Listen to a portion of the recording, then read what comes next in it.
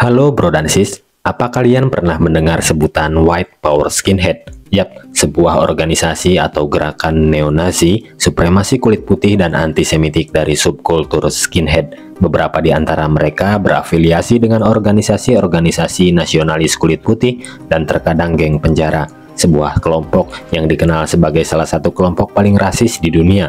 Melalui tokoh bernama Brian Widner yang merupakan pentolan anggota skinhead, ia memutuskan keluar dari kelompok itu dengan cara berkhianat dan membocorkan rahasia organisasi termasuk fakta-fakta di dalamnya. So, bagaimana kisah lengkap si Brian ini? Mari kita simak alur ceritanya.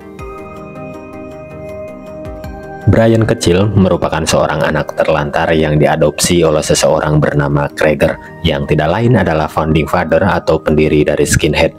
Melalui didikan Krager ini, ia tumbuh menjadi seorang remaja yang bengal, selalu terlibat dalam beberapa penyerangan, salah satunya pada 2009 di Ohio. Ia bersama rombongan skinheadnya melakukan agresi pada kelompok kulit hitam yang dipimpin seorang pria bernama Jenskin.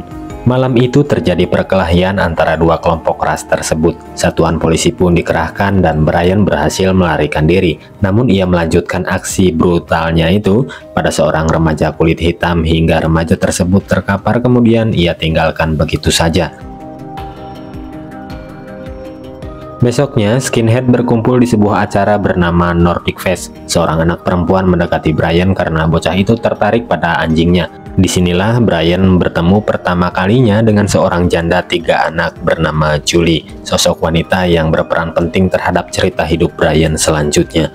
Ternyata, ketiga anak Julie ini hadir untuk tampil membawakan sajian musik di acara tersebut. Performing mereka ternyata tidak disambut baik oleh seorang member skinhead bernama Tron. Tron meneriaki bahkan melemparkan sesuatu yang mengenai salah satu anak Julie. Hal itu tidak disukai Brian. Brian pun menarik Tron dan memaksanya untuk meminta maaf pada semua gadis yang ada di atas panggung.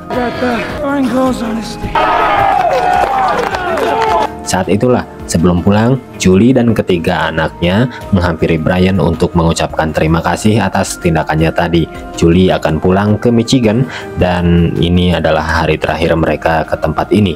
Brian pun memberikan kontak serta alamat studio tatonya pada Julie.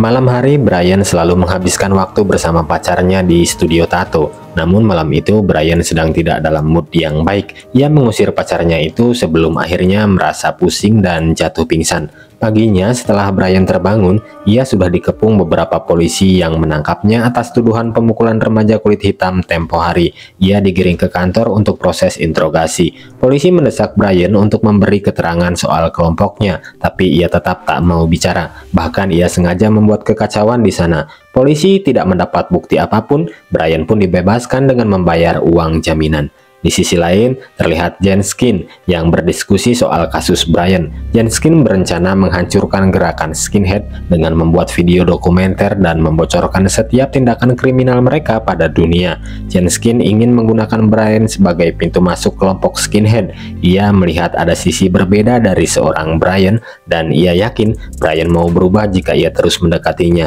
Ia yakin bisa memungut sampah menjadi sesuatu yang lebih berharga. Itulah yang ingin Jenskin lakukan pada Brian. Balik lagi ke Brian, saat ia keluar dari kantor polisi, ia sudah ditunggu ibu dari remaja yang ia serang. Ibu itu langsung melampiaskan emosinya pada Brian. Namun saat itu Brian tidak bereaksi dan langsung menuju mobil.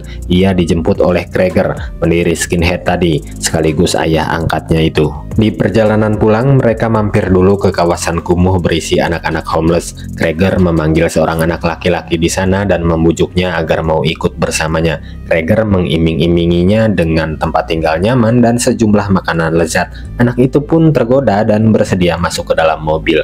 Sesampainya di rumah, mereka disambut istri Krager bernama Sherin. Krager menyuruh Sherin untuk membersihkan anak laki-laki yang baru dia bawa. Nama anak itu adalah Gavin. Gavin langsung diberi pakaian dan makanan. Sherin juga memangkas rambut Gavin hingga terlihat plontos. Begitulah cara Krager dan istrinya merekrut anggota skinhead. Tak lama berselang, terdengar kegaduhan di luar rumah. Dan setelah dicek, itu merupakan ulah anggota skinhead lain yang dipimpin oleh Slayer. Slayer sengaja memancing Brian keluar dengan mengganggu anjingnya. Terjadilah keributan kecil di antara mereka yang juga mengundang Krager untuk keluar.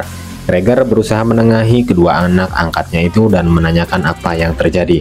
Rupanya, Slayer tak terima karena Brian telah melukai salah seorang wanita dari anggota Skinhead, yaitu April, mantan pacar Brian sendiri. Alih-alih menghukum Brian, Krieger malah memarahi Slayer karena tidak bisa bersikap dewasa.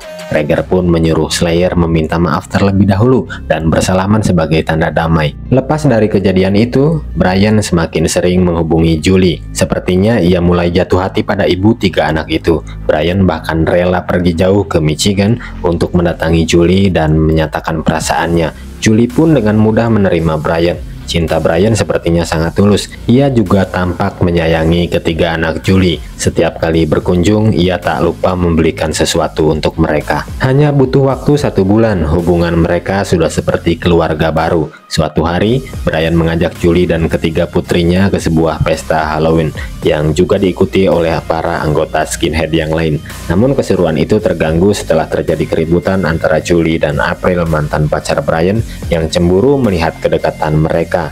Di mobil, Julie sangat kesal dan meminta Brian tidak mengajaknya lagi ke perkumpulan Skinhead. Di studio tato milik Brian, sekitar jam 3 pagi, Brian mendapat telepon dari Krieger yang meminta Brian untuk datang menjalankan misi. Julie yang mendengarnya jadi sangat marah. Ia tak mau Brian meninggalkannya di studio bersama anak-anaknya. Julie pun membangunkan mereka dan pulang ke Michigan. Sebelumnya, Julie berkata jika Brian masih tergabung dalam gerakan Skinhead, maka jangan pernah menghubunginya lagi. Setelah Brian tergabung dalam kelompok Krieger, ternyata Krieger meminta Brian, Slayer, dan Gavin untuk membakar sebuah masjid yang baru dibangun. Skinhead menganggap bangunan itu adalah sebuah ancaman yang harus segera dihanguskan. Saat Brian hendak menjalankan aksinya, di dalam masjid ia melihat 4 imigran muslim berada di sana. Namun tanpa sepengetahuan anggota lain, Brian menyuruh para imigran itu segera melarikan diri sebelum masjid itu ludes terbakar.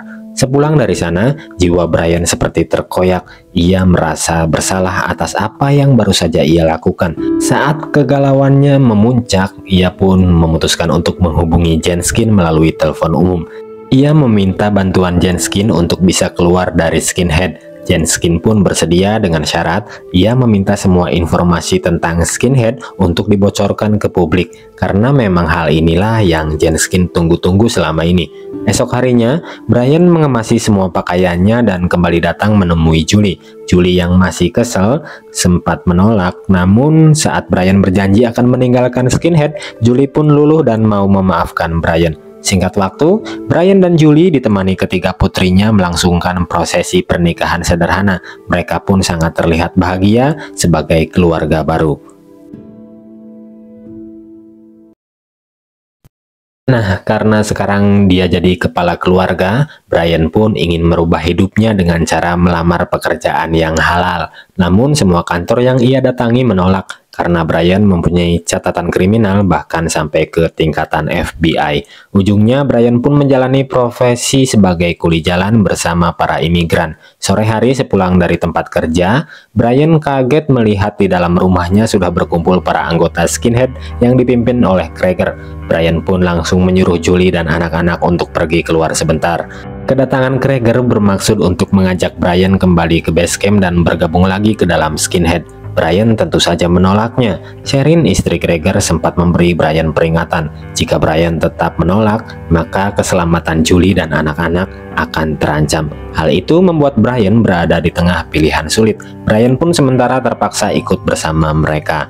Singkat cerita, Brian dibawa ke sebuah tempat jauh dari pemukiman. Di sana sudah terdapat para imigran muslim yang lolos dari insiden pembakaran masjid tempo hari. Mereka semua terikat di dalam sebuah mobil rongsokan. Para imigran itu berterus terang bahwa saat kejadian kemarin, mereka disuruh Brian untuk pergi menyelamatkan diri.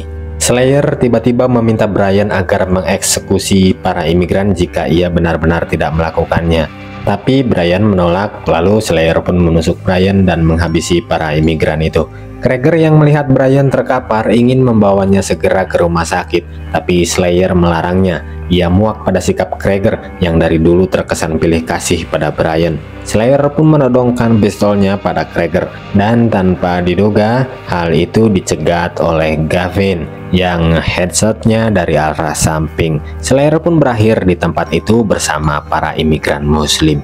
Brian pun kini sudah dibawa ke rumah sakit. Krager memang sangat marah pada pengkhianatan Brian, namun ia masih memaafkan Brian sebagai anak angkatnya. Setelah Krager dan Sherin pergi, datanglah Julie menengok suaminya itu. Brian menuliskan pesan agar Julie segera membawanya kabur keluar kota untuk menghindari para anggota skinhead di Richmond, Virginia. Setelah Brian pulih, ia pun mengadakan pertemuan dengan Jenskin di sebuah resto. Brian membuat surat perjanjian untuk bersedia membocorkan semua informasi tentang skinhead dengan syarat ia mendapat jaminan keamanan atas semua keluarganya, dan Jenskin pun menerima syarat itu. Jenskin memberi syarat tambahan agar Brian menghapus seluruh tato simbol rasisme yang melekat di tubuhnya. Setelah deal, Brian dan Julie kembali ke rumah barunya. Di sana, dini hari saat semua orang berkemas, tiba-tiba rumahnya dihujani oleh peluru yang berasal dari luar. Mereka berhasil selamat dari teror itu. Saat hari mulai terang, mereka segera hengkang dan berpindah ke sebuah hotel untuk tempat tinggal sementara. Dirasa situasi aman, anak pertama Julie mengisi waktu dengan pergi ke kolam renang. Brian yang khawatir pun mengawasinya. Dan saat anak itu berganti pakaian, Brian tak sengaja melihat tato rasis skinhead di badan anak tirinya itu, yang mana artinya diam-diam anak Julie itu sudah bergabung dengan kelompok skinhead. Saat Brian menanyakan dari mana ia mendapatkan tato itu, gadis itu balik marah dan terjadilah pertengkaran hebat antara Brian dan putri sulung Julie itu. Julie yang melihat kejadian itu tak terima anaknya diperlakukan kasar. Julie pun meminta Brian benar-benar pergi dari kehidupan keluarganya. Dan malam harinya, walaupun Brian masih emosi, ia pergi ke kantor LAPD untuk memberi semua keterangan tentang organisasinya, yaitu Skinhead Finlander Social Club.